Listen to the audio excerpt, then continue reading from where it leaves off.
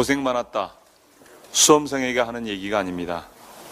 어제 귀국하는 자리에서 윤석열 대통령이 이상민 행안부 장관에게 던진 말입니다. 대통령이 없는 동안 아무것도 하지 않고 책임도 지지 않은 장관에게 무슨 고생했다는 말입니까? 도대체 어떤 고생을 했는지 저는 알 수가 없습니다. 국민들의 빗발치는 자진 사퇴 요구에도 파면 요구에도 모르쇠로 일관한 장관을 보고 고생했다니요. 국민들을 너무 우롱하는 거 아니겠습니까? 국민이 요구하고 있고 심지어 여당 내에서도 요구가 있음에도 대통령은 도대체 왜 이상민 장관을 파면하지 않고 감싸고만 있습니까? 오기입니까? 오만입니까? 아니면 오판입니까? 이상민 장관을 파면해야 될 이유는 차고도 넘칩니다.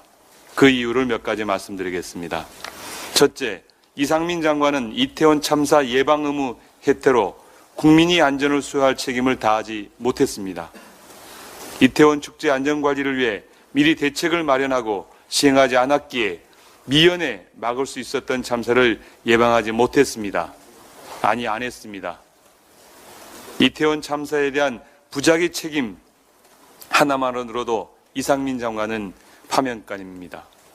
둘째, 이상민 장관은 경찰 질서 유지에 실패했습니다. 다중운집 장소에서 질서 관리를 1차로 책임지는 경찰청을 지휘하는 장관이기 때문입니다. 이상민 장관은 취임 후 경찰의 역할과 책임을 강화하겠다며 행안부 내 경찰국을 설치하고 경찰 업무의 총괄적 책임자를 행안부 장관 스스로라고 말했습니다. 그렇기 때문에 이 장관은 경찰 질서 유지 실패에 대해서 파면으로 책임을 져야 하는 것입니다. 셋째, 이상민 장관은 이태원 참사의 1차 책임자로서 진상규명과 재난안전 시스템 개편의 주체가 될 자격이 없습니다. 조사와 수사의 대상입니다.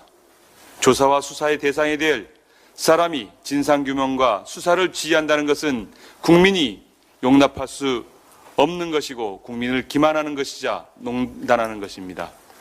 국민뿐만 아니라 일선 공직자들까지 이러한 장관의 역질을 강하게 비난하고 있습니다. 소방노조는 장관을 철저히 수사해달라며 고발까지 했습니다. 진상을 은폐하고 꼬리 자르기를 위해 철저히 기획된 셀프 조사와 수사를 막기 위해서라도 행안부 장관은 즉시 파면돼야 합니다. 무엇보다 이상민 장관은 국민과 공직자들로부터 신뢰를 잃었습니다. 158명의 안타까운 목숨이 희생되었고 수사와 조사 과정에서 압박감을 잊지 못한 공직자 2명이 스스로 목숨을 끊었음에도 여전히 책임 회피에만 급급하고 대통령 그늘에만 숨기에 바쁩니다. 경찰 배치되었어도 해결 못했다. 나도 폼나게 사표 던지고 싶다. 사퇴는 가장 쉬운 선택 등 한없이 가볍고 무책임한 말로 희생자 가족과 국민의 가슴에 대못을 박았습니다.